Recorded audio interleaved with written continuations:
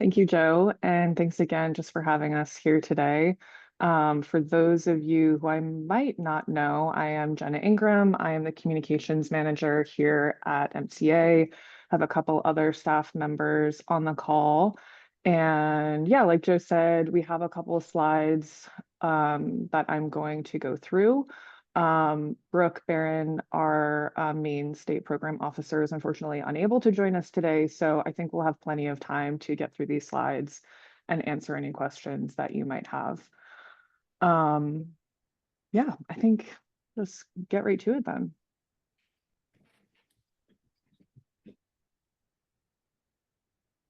Let me just get all you set up so I can see chat. If you could hold your questions to the end or put them in chat while I'm talking and we can address them at the end, that would be really helpful. Can everyone see my screen, see slides, even though they're little? Yes. Okay, cool. Great. Awesome. So yeah, thanks again for having us. We're going to go through kind of a high level overview of just everything that has been going on related to the BEAD program in Maine so far and looks ahead in the near future and then a little bit further out beyond the next few weeks and months. So this is a really, again, high level overview of the BEAD process to date. On the right, there is that timeline. It's kind of a moving timeline. We update it regularly on our website as dates become more solidified. And we've broken the process into a couple of steps here. But really it's more of like a flow between each of these phases rather than independent steps. One really is reliant on the other. So going to walk through them again, kind of as steps, but just want to remind folks of that, that it's really more of like a waterfall here. All right, so first, the planning phase of the BEAD program. This is a phase that many of you on this call were really engaged with and helped us with a lot. Over on the right, you'll see some kind of high level statistics of what MCA worked to accomplish to engage as many people into this process as possible. We launched the Maine Broadband Survey, translated that into 12 different languages, held several community meetings, focus groups, um, used as many communications channels as possible to get the word out there, and also worked with our regional and Wabanaki broadband partners to develop localized plans, digital equity visions, and plans to support our process. In this planning phase, we were working to develop both our 5-year broadband action plan and our digital equity plan. We were doing this planning phase together, kind of combining those two processes to make sure that digital equity was also at the center of our broadband action plan. After we drafted those two plans, we then had our reflect and revise period in June, where again, we asked for additional feedback based on what we had developed. That again was based on everything that we had heard earlier in the year during those engagement periods. The Broadband Action Plan was submitted to the NTIA in August. The Digital Equity Plan was submitted just after that. And the Digital Equity Plan actually wound up being the first digital equity plan in the country that was approved by the NTIA. That was also the first statewide digital equity plan that has ever existed in the state of Maine. Just following that, like right after we submitted those two plans to NTIA, we got right to work on the BEAD initial proposal, volume 1 and 2. So there are two kind of separate documents here, but altogether they comprise our BEAD initial proposal. In those, there is a lot of information, but the couple things that I would call out, kind of the bigger pieces, in volume 1 that included our understanding of the list of BEAD eligible locations in Maine and community anchor institution locations in Maine. And volume 2 outlined the subgrantee selection process, scoring criteria for BEAD project applications, local coordination, labor workforce readiness. Again, a lot more detail in there, but easiest things to remember is volume 1, again, location, state-led challenge process, volume 2, subgrantee selection process, and all things related to BEAD application. Again, we also held a public comment period for that. That happened in November of last year. Following that public comment period, we submitted our initial proposal to the NTIA in December, and both of those volumes have since been approved. Volume 1 in April of this year, and then Volume 2 was just approved in June. Which brings us to the state-led challenge process. So as a reminder, in Volume 1 of our BEAD initial proposal that had MCA's best understanding of all of the locations in Maine that were broadband serviceable and that were eligible for BEAD funding. The state-led challenge process is the process that is meant to serve as a check on that, to make sure that that data is as accurate as possible, so that when it comes time to open up the BEAD project application, we have everyone that should be covered getting covered in that process. There were 3 phases that made up the state-led challenge process. That was the challenge phase that also included the Maine speed test, again, that many of you were engaging with local communities on. So again, thank you for your support there. That was followed by the rebuttal phase and then the adjudication phase. So in the challenge phase, there were eligible organizations, that was internet service providers, nonprofit organizations, local government, and other units of government that were able to, again, submit challenges based on the initial list that MCA had publicized. Following the challenge phase, there was then the rebuttal phase, where those same eligible organizations could also either refute a challenge made during the challenge phase or support the challenge that was made. In total, we received just under 17,000 challenges, and a little bit less than what was submitted were actually moved to rebuttal. And then in the rebuttal phase, we only had 28 rebuttals that were received. So those numbers, it's a little bit relative, but compared to other states are quite low. Actually, there are a lot of other states that were in the tens or hundreds of thousands of challenges. So that does really make us feel like we have a very good understanding of all of the locations in Maine that are eligible for BEAD funding. Then we entered the adjudication phase. That phase actually ends today.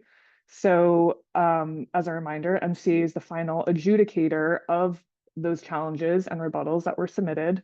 There was guidance that we received on exactly how to do that from NTIA, and then we'll also be releasing a standard operating procedure that basically outlined how we made those determinations between challenges and rebuttals submitted, and that will be publicized with our final data on our website and on our resource exchange in the coming weeks. That final data set will be submitted, and then that also needs NTIA approval. So we will be waiting patiently for that. Which then brings us to the subgrantee selection process. And this is the process that we are about to be in the thick of it. So again, as a reminder, this was all outlined in our BEAD initial proposal, volume 2. So there's nothing necessarily new about what we are developing in this process, but we are just kind of bringing it to life now that we have hit this phase of the BEAD program in Maine. So again, we had our list of locations that we felt were eligible for BEAD funding. That gets verified through the state-led challenge process. We send those locations to the NTIA for approval and to approve our entire state-led challenge process. And then there is a process by which MCA groups those locations into project service areas. There is, again, NTIA guidance on exactly how to do that. And then MCA also has some discretion in how we do that. So we recently proposed that methodology to the MCA Executive Committee just earlier this week, actually. There is a recording of that that's all publicly accessible. All of our committee and board meetings are on our website. There is also a link here, and I can share these slides after for any folks who are interested in watching that recording. Those will continue to get developed because there might be some overlap as we wait for the NTIA to approve our state-led challenge process and also are, looking to start this next subgrantee selection process. There might be a little bit of overlap. So just want to call that out for awareness. That being said, we're still fully moving forward with our subgrantee selection process, and we'll continue to release more information about the project service areas as we develop that process. So the subgrantee selection process is broken into 2 phases. There is the pre-qualification evaluation and then the BEAD project application. The pre-qualification evaluation is the process where we are determining an organization's ability and a prospective applicant's eligibility to receive and manage a BEAD funded award. So there are going to be a couple of sections in that evaluation process. There is also initial guidance that we've posted, and we will be following up with supplemental guidance as we get closer to that evaluation period. So some of the things that we might be looking for example, is that a BEAD project requires 25% financial commitment from the prospective applicant. So, we just want to have a good understanding of if the prospective applicant has managed a federal award before, has the, again, financial technical abilities in order to do that. There will be a pretty quick review from MCA side, and then we will move directly into the BEAD project application, where prospective applicants will actually be bidding on those project service areas, and we'll be providing more project level information to MCA. Both of those we plan to host on our grants portal that we've used on SurveyMonkey Apply for all of our other all-in programs and really any of our other funded programs to date. Their applications and reporting. It'll be on the same portal with mapping portions taking place on ArcGIS. Also want to call out that this, again, is also in our BEAD initial proposal volume 2. I think I might have already mentioned that, but everything from scoring criteria, it's all in there too. So if you haven't had a chance to check that out, feel free to do so too. That will bring us to the review and final proposal stage.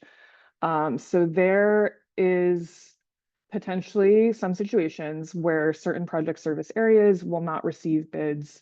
There are, many reasons you could probably imagine why that might happen, where they are in the state, the costs associated with serving those areas. So within the BEAD program, we have to serve every BEAD eligible area. So there will be a process by which MCA will be reviewing all the BEAD project applications we receive and also looking to see if there are any project service areas that did not receive bids and working to identify potential solutions in order to serve them. Our final proposal will incorporate all of the matched project service areas to the providers who are serving those areas. And that is due on June 12th, 2025. There is, again, lots of requirements associated with that. A lot of them are spelled out in the BEAD NOFO. And this is another one that we're getting into the area where it's like a little bit unknown still. We still have a lot of guidance that is coming out from NTIA on feels like a daily and weekly basis, but that is what we know so far.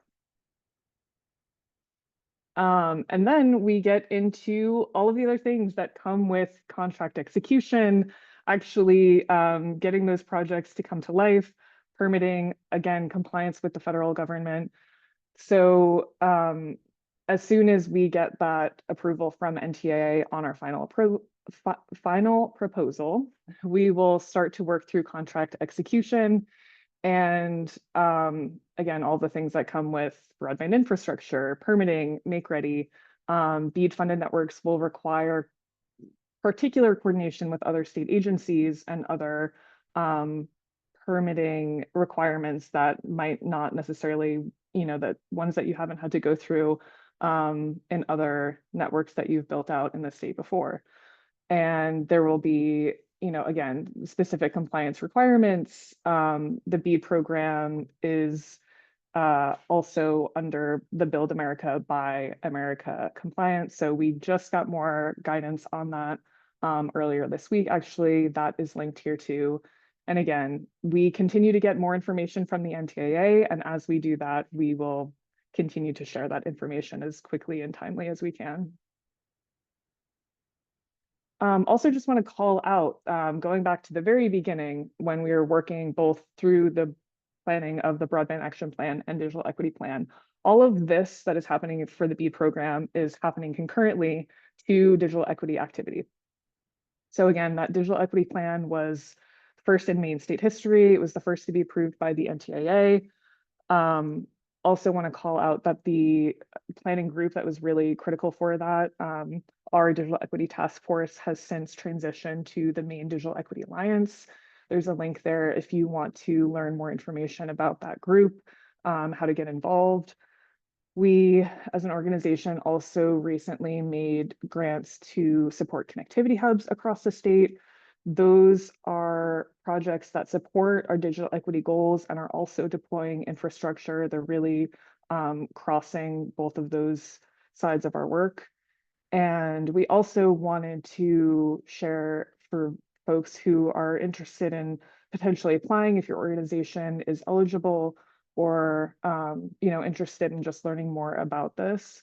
The NTIA also just released information about their state competitive grant program. So MCA gets funding through the Digital Equity Act through the Capacity Grant Program with NTIA. And then there's also a competitive grant program, which other eligible entities that are basically public service organizations are also eligible for that to work with the work that MCA is also doing as a state to reach our digital equity goals laid out in our digital equity plan. So that is open through September 23rd. There is a ton of information available about that now on broadbandusa.gov. And lastly, we have a lot coming up for ways to engage. Our BEAD FAQ is up on our site and is up to date. Our resource exchange right now, again, was really critical for getting a lot of information out about the state-led challenge process. We will be releasing a similar module for the subgrantee selection process that will be up by the end of the month. And then we will also be hosting 2 separate meetings over the next couple of weeks and months. The first is the BEAD monthly meeting. So this will kind of be a layout like this. We'll provide high-level updates of where we're at in the BEAD process, things that are coming up soon on the horizon. The August 12th meeting that's coming up will focus on, again, kind of just like the BEAD timeline where we're at, but also we'll be reviewing the pre-qualification evaluation, initial guidance, and insights into project service areas. There's a link here to register if you're interested. And then during the pre-qualification evaluation period, we'll also hold office hours that will be really oriented to prospective applicants who are in the process of filling out their application, and a time for us to answer questions, but again, is open to others.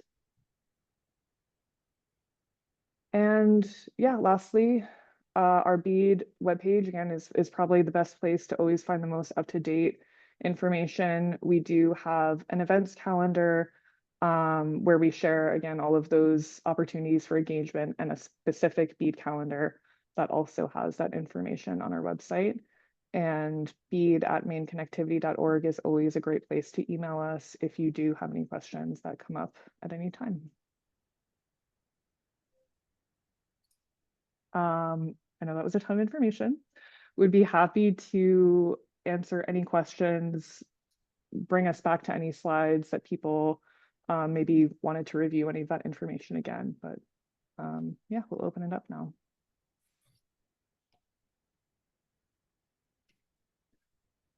Yeah, the question in the chat about having a SAM number or UEI. Yes, that has been required for all federal funded programs, and I can pretty safely assume that will be required. Yeah, Brian's nodding. Yeah, for BEAD applications as well. That'll be required for pre-qualification. We would need to know that right up front.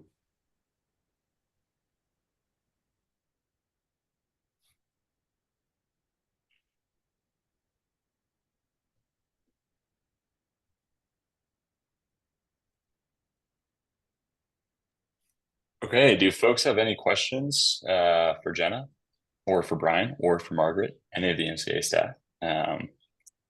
You can throw them in chat. That's totally fine too. Or you can hop right off mute and but I see one from Elaine.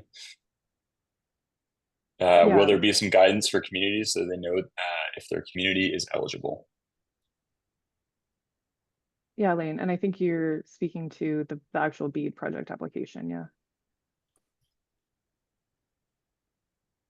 Yeah, so I'm wondering whether or not how communities might know, is there going to be some sort of a comprehensive list of areas within communities or communities that are entirely eligible for BEAD, so communities can look and see as to whether or not their community is on the list or regions of it are? Yeah, so Elaine, the interesting thing about BEAD is that our project service areas can contain a maximum of 20% served locations, which pretty much rules out the possibility of drawing a BEAD project service area around any given municipality, right? So that is a requirement that NTIA puts on it.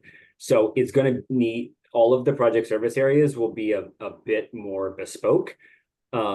Call them amorphous polygons. So what's probably more likely is that 1, 2, or 3 project service areas would cover different portions of a community. And what the applicant will have the ability to do is to come in and apply for one or a grouping of those through the BEAD application. So it's not to say they can't provide service to those other locations in a community that might be, marked as BEAD ineligible. But it just means that MCA can only fund those that are marked BEAD eligible.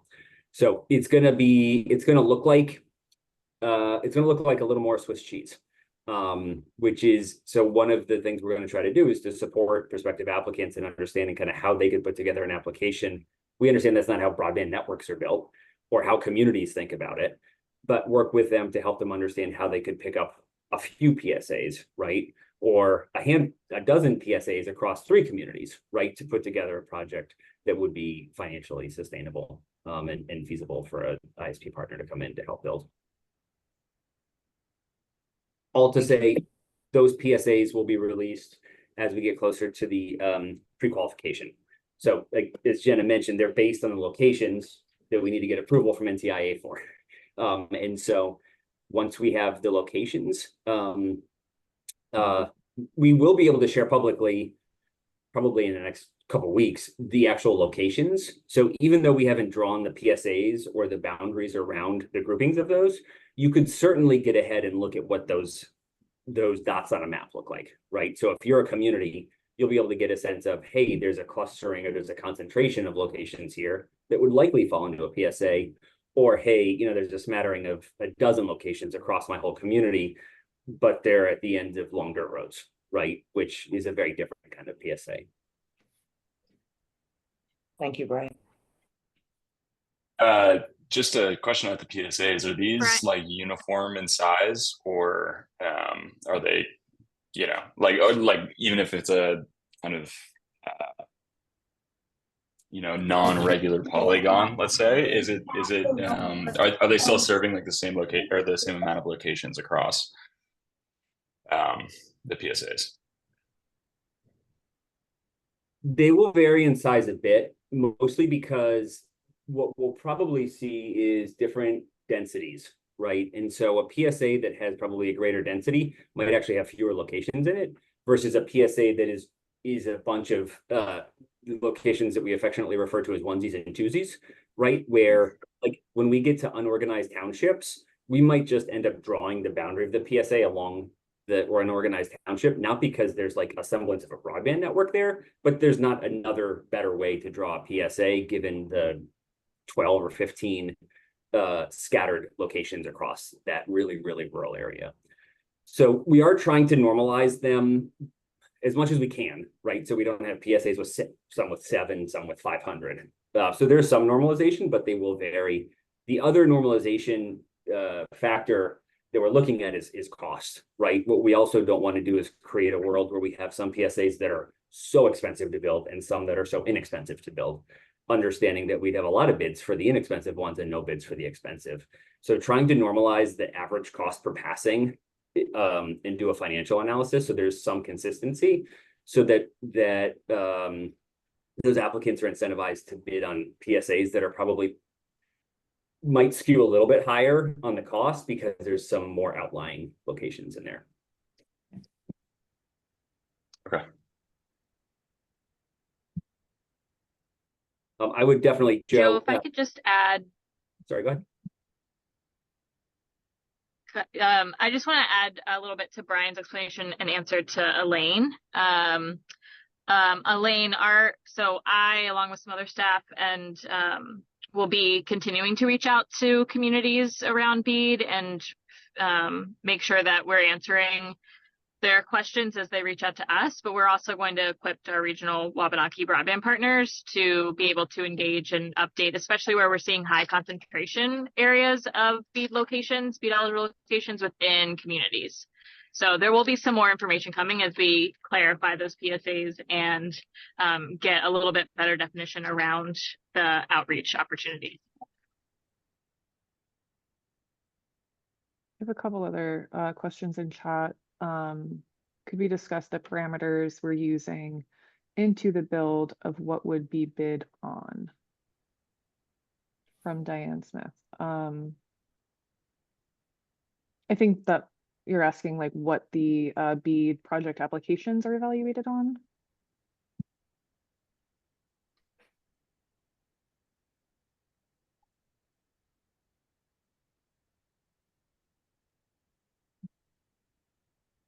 If that is the case, yeah, let us know if you are able to put in chat. There is scoring criteria, again, that is in our BEAD initial proposal, volume 2, that outlines how those applications will be evaluated. Yeah. And I will say at a high level, Diana, this is helpful. We have kind of 3 buckets that these project service areas are going to fall into. Some are going to have no bids, which begins our challenge and our fun of figuring out how we're going to provide service, right? Working with other applicants, working with other alternative technologies to provide service there. Some PSAs will have one bid, right? A single applicant will come in and bid for that. In those cases, our job is to ensure that the project application that's come in meets all of the BEAD eligibility criteria, right? That it meets the baseline for what a project needs to include. We've already done the organizational analysis through pre-qualification. We would just look at that project and say, yes, this checks our boxes, right? And says that, and we believe, we are confident that the applicant can do what they say they're going to do, the costs are in line, et cetera. Then when there's PSAs that have multiple bids, that's where the scoring criteria comes in. And that is included in volume 2. It includes, we really tried to be holistic as we think about our scoring criteria. The highest value is the minimum BEAD outlay. We've referred to it in the past as cost benefit. You can think about how much money is being brought in terms of a match, right, by the applicant. Affordability is a very big scoring criteria. Meeting fair labor standards is another one. And we really focused on community engagement and around other digital equity scores as well. So tried to look at that as holistically as possible when evaluating multiple bids against each other with that scoring criteria. So, and I do apologize. I'm doing this from my car, and I've just learned how to unmute, and unfortunately, blueberry trucks just went by. So I apologize for the background noise. But my question really was, how are you actually mapping out what those PSAs look like? Because you know, are you already kind of pre-considering what some of our providers would actually bid on versus not bid on? Is there any kind of criteria that you're trying to build into those mappings? And then I did have another question of, do you have a feel for how many PSAs there might be? Thank you. Yeah, Brian, do you want to take that first part? Sure. So there is a quite in-depth methodology, and Jenna, in the link in the presentation I gave, we can drop that in the chat too. Megan gave a great presentation to the executive committee last week. about exactly what that methodology takes into account. And it is, I think, some of those elements that you're talking about. It's when we look at natural elements of like network topology, we look at elements of geographic topography. We look at things like rivers, railroad crossings, those kinds of elements that we know have there's real cost implications when we're thinking about designing a broadband network. So all of those elements feed into the methodology for creating the PSAs. So it really starts with the clustering of the locations and the density of those eligible locations, and then takes into things like political and non-political boundaries. It takes into account the geographic elements, right? Doesn't make sense for us to include a cluster on one side of a mountain and a cluster on the other, understanding that even though they might be, a mile and a half apart as the crow flies, you're never actually going to build a broadband network over or around a mountain. So a lot of that is what goes into that methodology. And that's what Megan continues to hone. And as we get updates on the data and the locations, she applies that methodology using geospatial software. And that is what results in the lines being drawn and the clustering of those points. And to the second part of that question, there will be hundreds of PSAs. I think right now we're upwards of like 600. Yeah, I think 600 to 700 ballpark. And again, the PSAs are generally not in and of themselves. Folks, applicants can come in and bid on a single PSA. We really tried to right size, not having them be 3 eligible locations in each PSA, and also not making them so large that nobody would want to come in and build, right? So we think about these as the Legos, the building blocks of putting together a successful project. And so we tried to right size how many you might want to pull together to kind of provide maximum flexibility for the applicants, while not creating, these giant PSAs where there would only be a couple applicants who could potentially come in and even serve them because they're so large, or create thousands of PSAs where it's just, you'd be selecting in the application portal for days on it.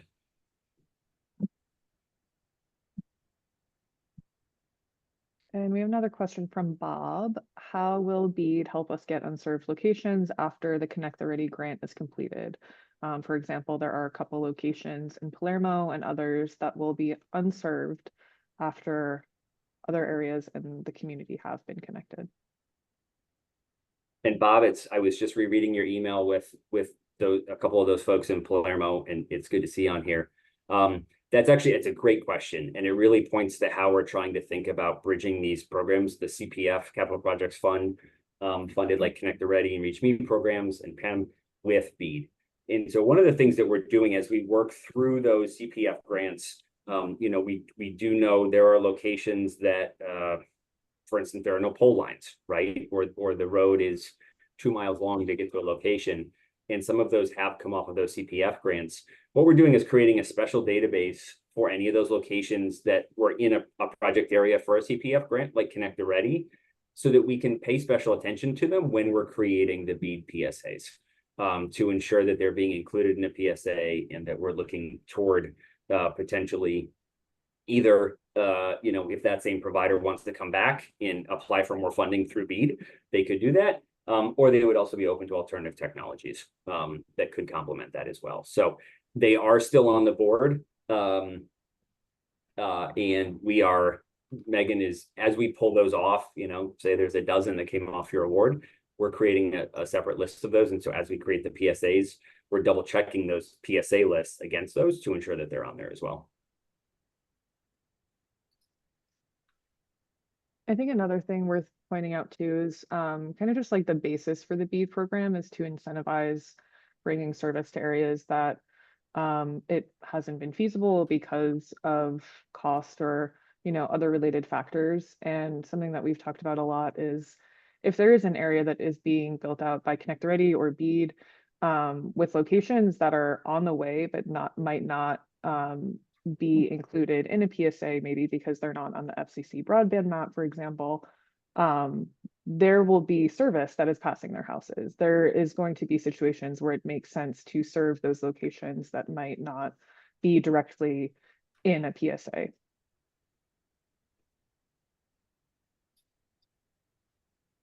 Does the same approach apply to PEM program and unserved locations that are not included in a build out?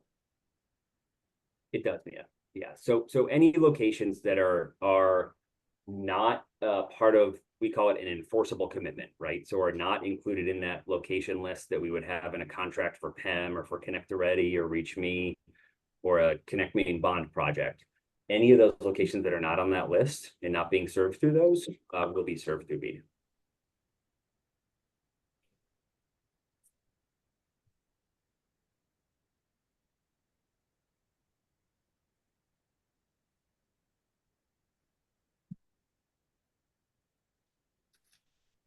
Yeah, Michael. We have several locations on Shabig that are not, as far as I know, on the FCC list. We have a grant, and we're going to serve those locations out of the former Connect Maine grant. We're not going to skip over them and leave them for BEAD. I think they were included in a challenge. I don't know how successful that challenge was. I don't know anything about it, but Brian said they were going to do that. So, but yeah, and it's a significant number. It's like 60 locations out of 520 or so. And it's nonsense. You can put them on the map and you can see the little dots are on buildings. Although since we don't have a license, we don't know where they are. yeah. And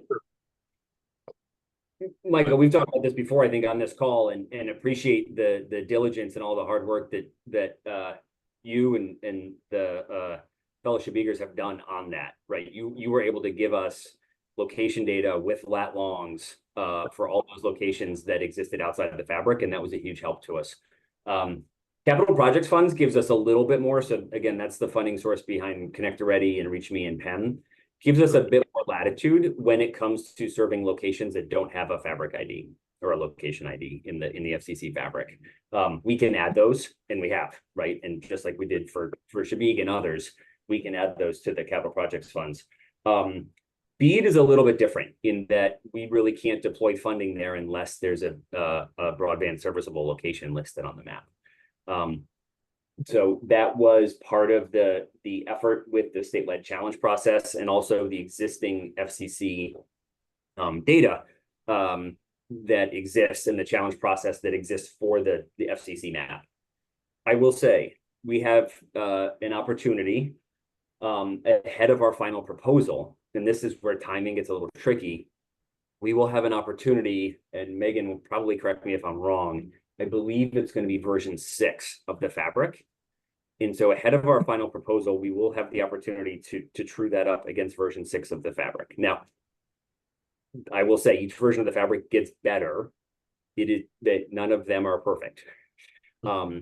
So we will have the opportunity to look at all those locations that come out of the sub-grantee selection process as we go into final proposal and potentially true that up against that list. There will be some strategic reasons. In some cases, with an iterative version of the fabric, locations come off the list. So there might be some reasons we actually don't want to true it up to version 6 if we lose the ability to serve some locations where we know there is an actual need for broadband. So that starts to get to be a pretty interesting analysis. That'll take place next spring.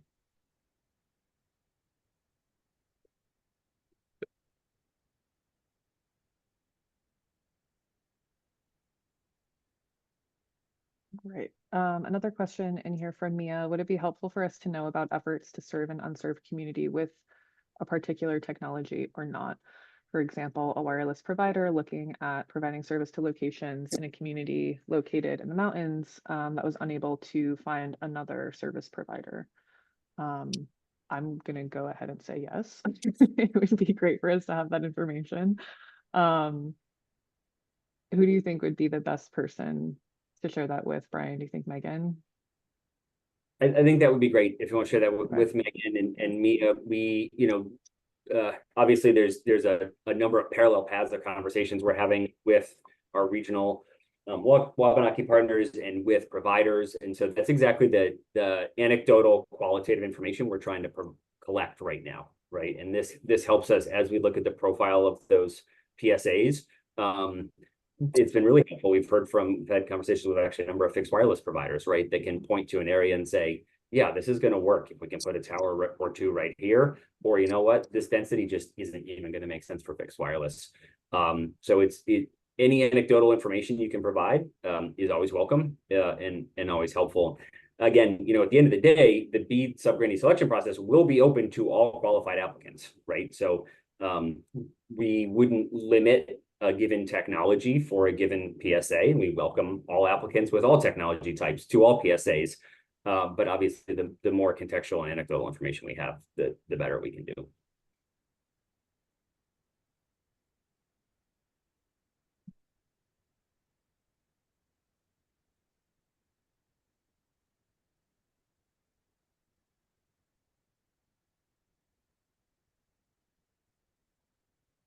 I've got a question just regarding the subgrantee selection process and PSAs, but I guess I suppose I'm curious about what it looks like for PSAs that don't have ISPs who are willing to bid on them. What MCA's process will be for soliciting bids for that? Will it be like examining who are the next door kind of ISPs who are already in the area? Like, do you guys have a process for that bit?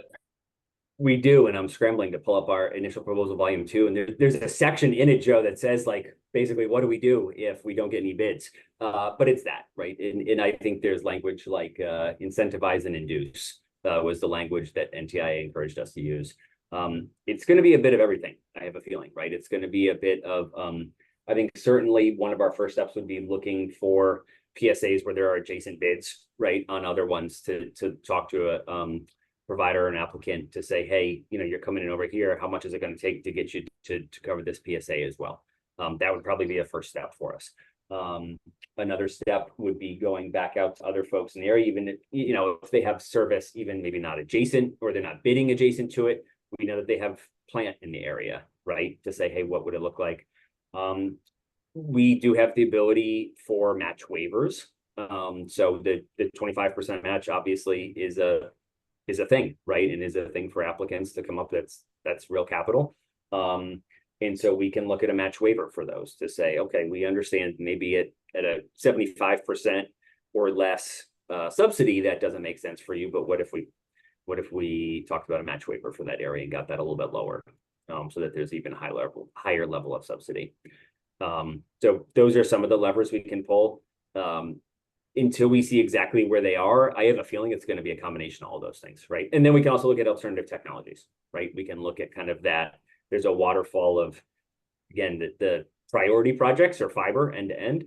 Then we come down to an HFC, like a hybrid fiber coax, in a licensed fixed wireless. And then below that, we look at like an unlicensed fixed wireless. And then the last would be like an LEO type provider.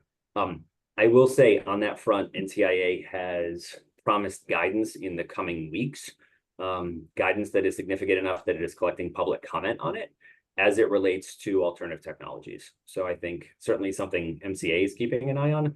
I think it will help continue to define what that waterfall looks like and kind of how we operationalize that through the subgrantee selection process and that negotiation process on the back end. Would definitely encourage you all, especially if you're representing communities or regions that are really rural, where there's really a lack of density, it would be good to keep an eye on that, because I think that will have an impact on exactly what is deployed in some of those places. Yeah, and another question from Mia, are some locations or PSAs considered uneconomic to provide service to?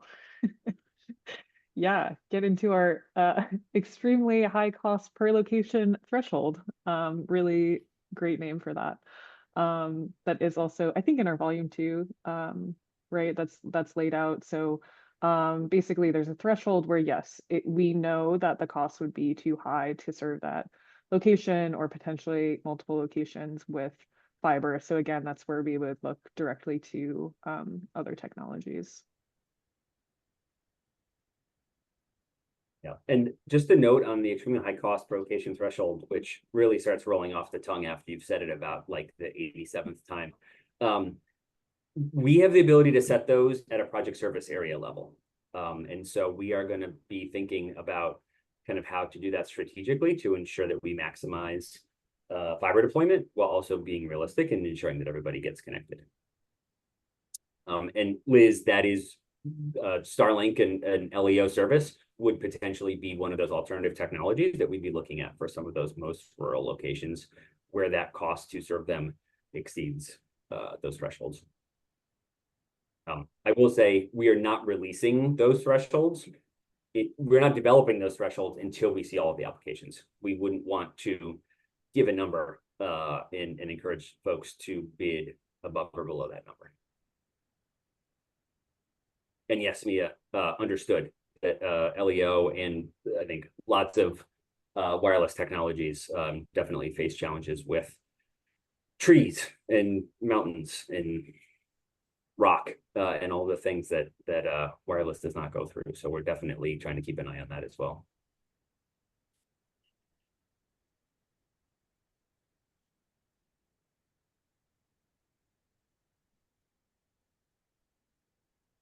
I know we just have a couple more minutes. So again, I will put the BEAD email address in the chat here. If anyone has any questions that come to mind after this, feel free to reach out at any point.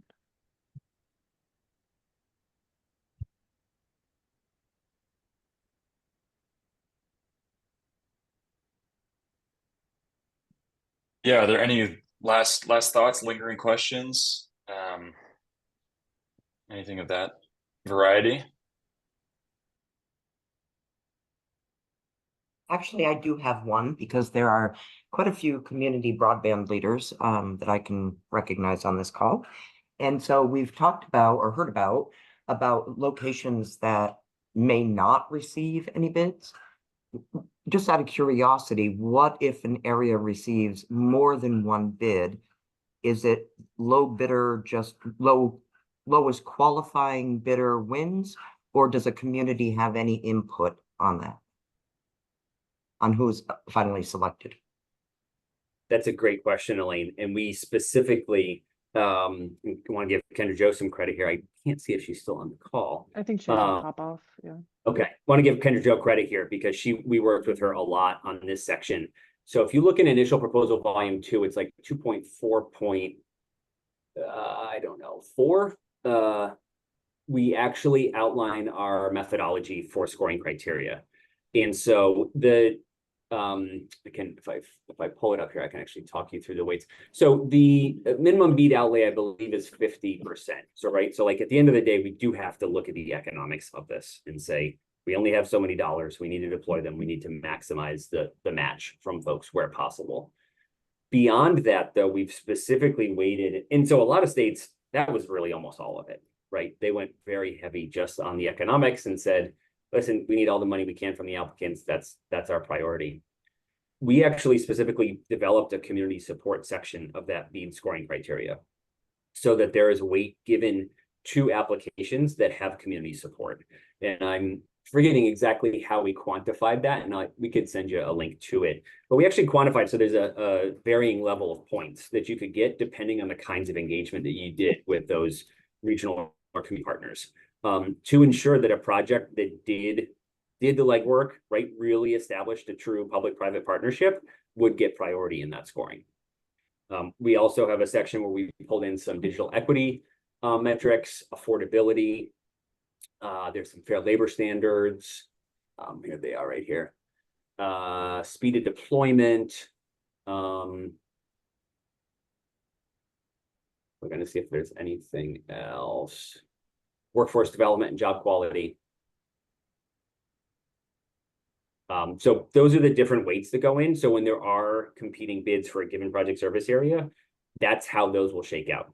And in a similar way that you've seen with like a weighted cost benefit or something like that in a Connect Ready program, it's pretty methodical, right? As long as both programs meet the eligibility, as long as they're the same technology, those scores will be put into the scoring matrix, and the one that scores higher will come out as the winner and receive that bid for that PSA. Thank you.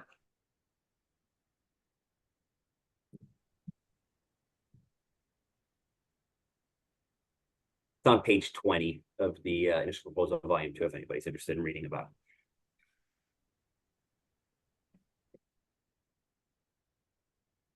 I do want to put in one other real quick plug, Joe. I know we've talked a lot today about BEAD eligible locations. There's two other things we can fund with BEAD. And we're hoping we can look at those, we can really take those eligible locations, which we're projecting to be in the 35,000 range-ish. We'll see what the output of the statewide challenge process is. We're hopeful that there will be money left over after providing service to those. And so there's a kind of progression in the BEAD program. So it's first those unserved locations and the underserved locations. Then we get to community anchor institutions. That was another part of the statewide challenge process. Those are listed in our initial proposal volume 1. And providing funding to those community anchor institutions to ensure that they have service. They have gigabit service is another eligible use of the BEAD funding. So we will certainly be looking at that, right? And there, I think that's where I know some of our regional Wabanaki partners helped us with collecting information on that up front ahead of submitting the initial proposal.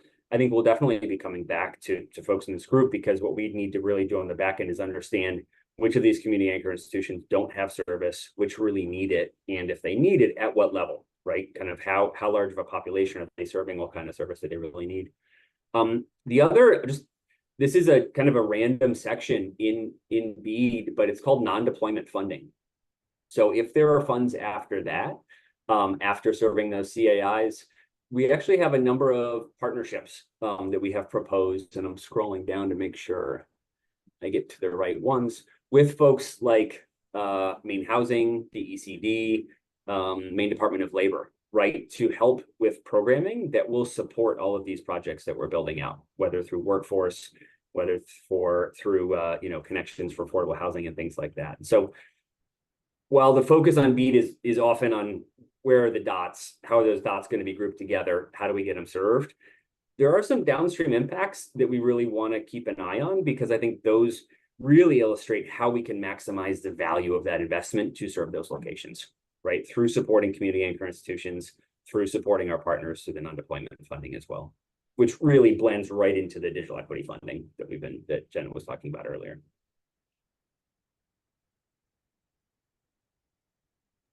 Right on. Well, thank you to the MCA staff for joining us today. Any last questions? We're at 12:01. We're a little over time. If not, let's go enjoy a sunny Friday afternoon, everybody.